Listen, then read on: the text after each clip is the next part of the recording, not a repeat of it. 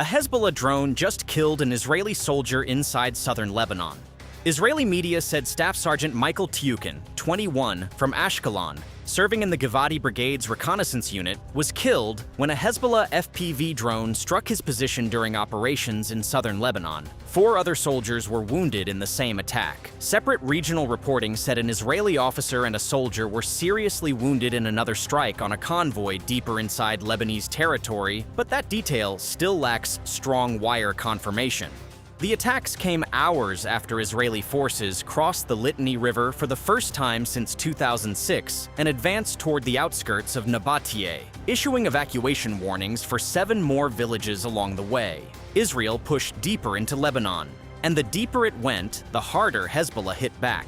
Reuters and AP both reported that Israeli forces crossed the Litani River, marking a major expansion of the ground offensive. Israeli forces have pushed into the Nabatieh area as the offensive moved deeper beyond the Litani. The city is viewed by many Lebanese as a symbol of resistance due to its historic role on the front line of Israeli assaults. If Israeli forces were to enter or take sustained control of Nabatieh, it would mark a major escalation in the campaign. But crossing the Litani does not just extend the operational reach of Israeli forces. It extends their supply lines, their exposure to ambush, and their vulnerability to the kind of precision drone strike that killed Staff Sgt. Tyukin.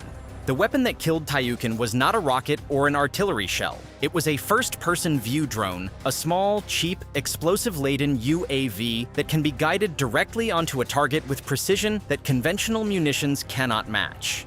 FPV drones cost a fraction of what a guided missile costs. They can be launched from concealed positions, they fly low, and they can be piloted in real time by an operator who sees exactly what the drone sees. For Israeli forces operating inside Lebanese territory, the threat is no longer overhead bombardment. It is a drone the size of a small bird, carrying enough explosive to kill, guided by a human being watching through a camera feed.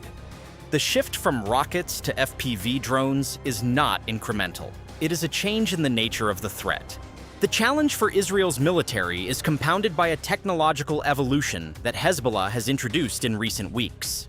Military analysts say Hezbollah has begun using fiber optic controlled drones that are far harder to jam with traditional electronic warfare systems. Unlike standard radio-controlled drones, these UAVs operate through ultra-thin fiber optic cables unspooled during flight, allowing them to bypass electronic interference entirely.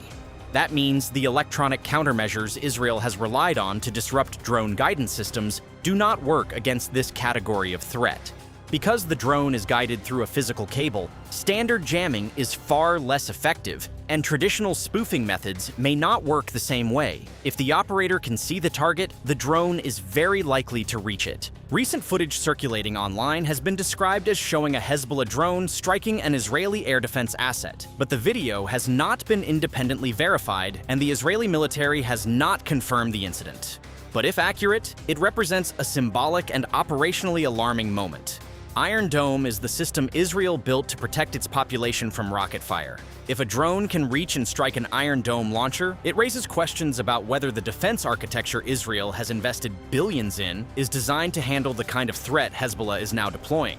The drones do not follow the ballistic trajectories that Iron Dome was built to intercept. They fly low, change direction, and arrive from angles that fixed air defense systems are not optimized to cover. The drone threat is only one dimension of what happened. On the same day, dozens of rockets were fired toward northern Israel.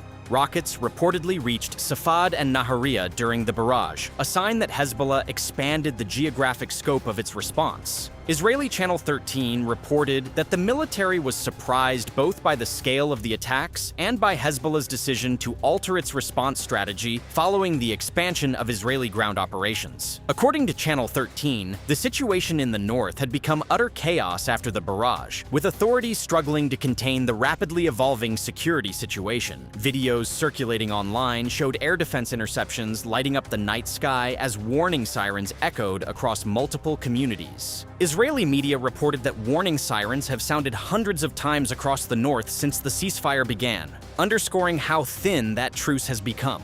A ceasefire accompanied by that volume of alerts is not a pause in hostilities. It is a label applied to a conflict that has not stopped. The figure highlights the continued volatility along the border and the gap between the diplomatic language being used to describe the situation and the operational reality being lived by the people on both sides of it. The escalation triggered an emergency response at the highest levels of the Israeli government.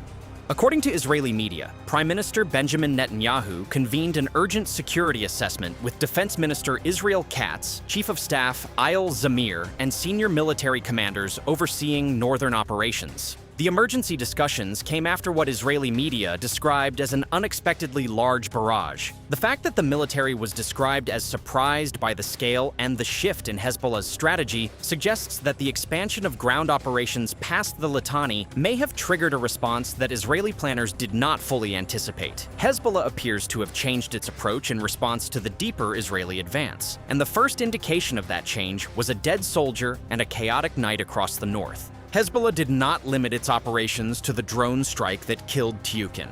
The group announced a series of additional attacks on the same day. Hezbollah also claimed multiple attacks on Israeli vehicles, barracks, and command sites across the front. But those battlefield details remain largely at the level of the group's own statements. Israeli authorities had not immediately commented, but the volume of claimed operations across multiple locations using drones, missiles, and coordinated strikes indicates a force that is operating at a tempo designed to overwhelm rather than harass. The confrontation is not limited to standoff strikes. Hezbollah said close-quarters fighting had broken out near Za'atar al-Sharqi as Israeli troops pushed deeper past the Litani.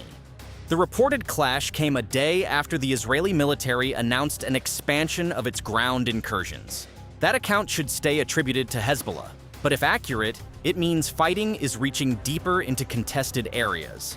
If Israeli forces are engaged in close-quarters combat north of the Litani while simultaneously absorbing FPV drone strikes and rocket barrages, the operational picture is one of a force stretched across a front that is widening faster than its defenses can adapt. Israel's response has been massive. Israeli forces launched a very heavy wave of strikes across multiple locations in Lebanon over the same period, according to regional and local reporting. Visuals from Lebanon's Bekaa Valley showed massive explosions and towering plumes of smoke. Local and regional reports said the strikes killed dozens of people and wounded many more, but the exact toll was still moving and not firmly locked by Reuters or AP. Israel has repeatedly said its operations are aimed at degrading Hezbollah's military infrastructure, weapons storage, launch sites, and operational networks. But the civilian toll from 180 strikes in a single night raises the same question that every round of escalation raises: whether the military objectives being pursued are proportional to the human cost being produced. The latest escalation came just hours after Israeli and Lebanese military delegations held rare security talks in Washington.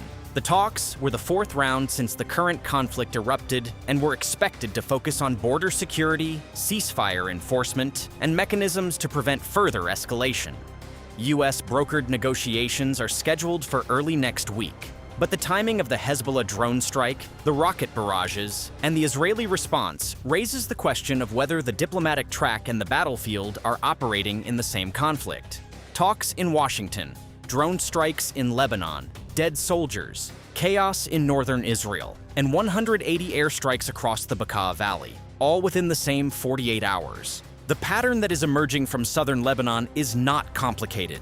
Israel pushes deeper. Hezbollah lets the advance happen, and then it strikes the extended forces with weapons that are cheap, precise, and increasingly difficult to defend against. FPV drones. Fiber optic guided UAVs, coordinated multi-target operations. Close quarters ambushes. The further from the border Israeli forces operate, the longer their supply lines become, the harder it is to maintain air defense coverage, and the more exposed individual positions become to the kind of strike that killed Staff Sgt. Tyukin. Hezbollah is not trying to stop the advance. It is trying to make the advance cost more than Israel is willing to pay. If Israeli forces attempt to enter Nabatieh, the cost equation changes again.